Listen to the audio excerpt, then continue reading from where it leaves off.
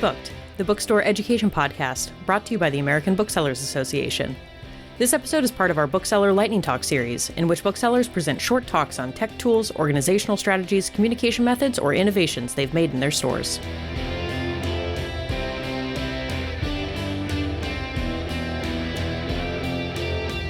Hi, everyone. I am Ryan Clark from Gibson's Bookstore in Concord, New Hampshire, and I'm going to talk to you guys today about the bookstore bingo that we did, as well as a book haul photo spot that we created for Indie Bookstore Day.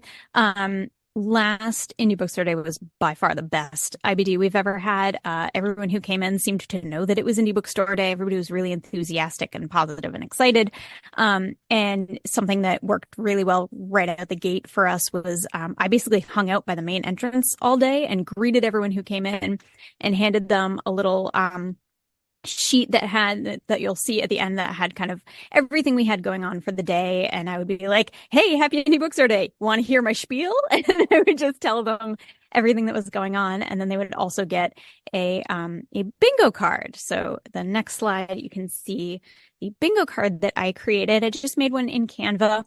And basically what we did was we had a grand prize raffle, which was for one of every single Indie Bookstore Day item. Instead of doing a bunch of little raffles, we just did one raffle for everything. And ways to get raffle tickets, you could buy a hardcover book, or you could buy a staff pick, or you could buy a hardcover staff pick for 2 raffle tickets. Or the more fun way was to do our bookstore bingo. So my coworkers and I came up with a bunch of different prompts that you can see, like a signed book, a nonfiction book, a new release, something like that. And we would hand these out with little golf pencils. And folks would go through the store and they would pick out these items. And if they purchased them, they could cross it off of their bingo card. So if they got bingo, if they got 5 in a row, they would get 5 raffle tickets. If they filled the whole card, which a few people actually did, they would get 25 raffle tickets. It was really, really fun. We tried to throw in some, non-book items as well. We tried to have like a really good kind of variety of things to reach all different types of readers and shoppers. And I don't remember the exact number of raffle tickets that we had at the end of the day, but it was in the high hundreds. Like we had tons and tons of people participate in this. It was really fun for our booksellers as well, because people would come up and be like, I only have 1 square left to get bingo. So what's a good book with a blue cover? And so our booksellers got to be a little bit creative with their hand selling as well, which was really, really fun. So this was one of those things that I would hand out at the beginning of the day, or when they came in. But also we did post the bingo card, I think like 4 days before Indie Bookstore Day, to be like, hey, we're doing bingo, here are the categories, get your lists ready. And so we had people come in and they had lists on their phone of all of the books. They were like, I know exactly what I'm getting so that I can get bingo. It was really cute. It was a good way to promote IBD and also just like boost sales, because people were buying all this stuff so that they could get bingo. So that was really fun. I really recommend doing that. It was really easy and really fun. And then on the next slide, the other thing that we did was a book haul spot. So I like to do something every Indie Bookstore Day that has to do with like photos and people posting about Indie Bookstore Day and our bookstore on social media. So in the past, I've done like the kind of typical photo booth with like props and people take selfies. And that's fun, but we also find that a lot of people are shy and they don't necessarily want to be in the photo. So this past year, I created a spot for a book haul area.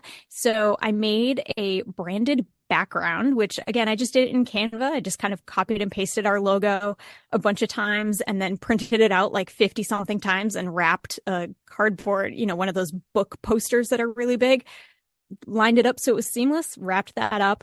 And then we just had like a little table and I put some book stands on it and just set up this little area where people could take glamour shots of the things that they bought during Indie Bookstore Day. And, on the handout at the beginning of the day, one of the things was like, hey, like if you take a photo of your book haul, make sure you tag us. Here's our social media information. And a few people actually did, which was very cool. But even for the folks who didn't, as you can see in the photos, like it was branded. So even the people who didn't tag us, you could still see where they got the stuff from. It was really cool. We actually left it up for a couple weeks after Indie Bookstore Day because it was just really cute. And so I will definitely be putting this up again this year. And yeah, it was just kind of like a nice little bit of passive marketing of just like, hey, take a picture of your stuff, tag us on social media. Here you go. So then the last slide is, this is the handout that I gave to everyone when they came in. I basically just kind of memorized a super quick little spiel that ran down kind of what was going on throughout the day, made it very conversational, but then also handed them this so that they could actually see like, okay, what the heck did she just say? And they could look and see everything that was happening throughout Indie Bookstore Day. And yeah, it was really fun. We had a lot of great engagement, a lot of excitement and positivity, and it was a really great day.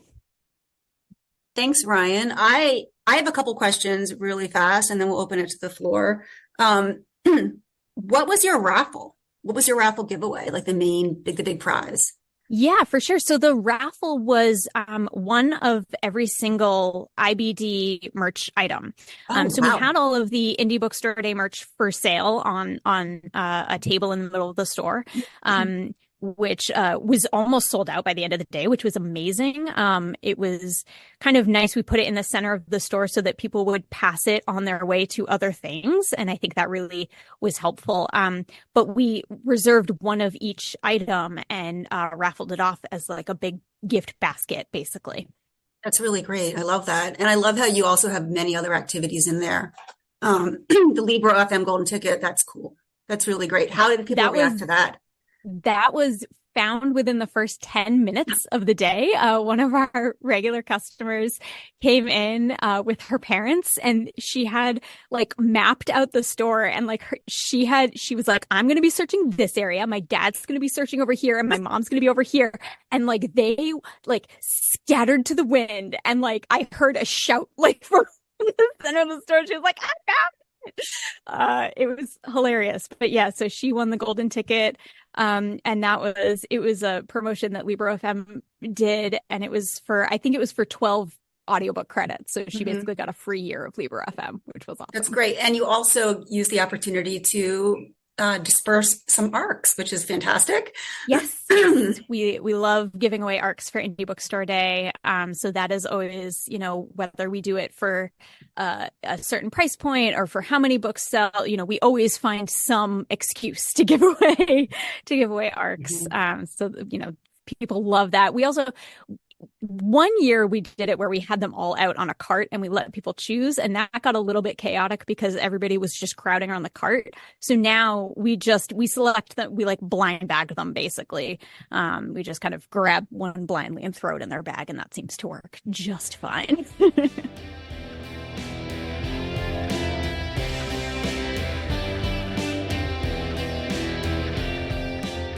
Thank you for listening to Booked, the bookstore education podcast brought to you by the American Booksellers Association.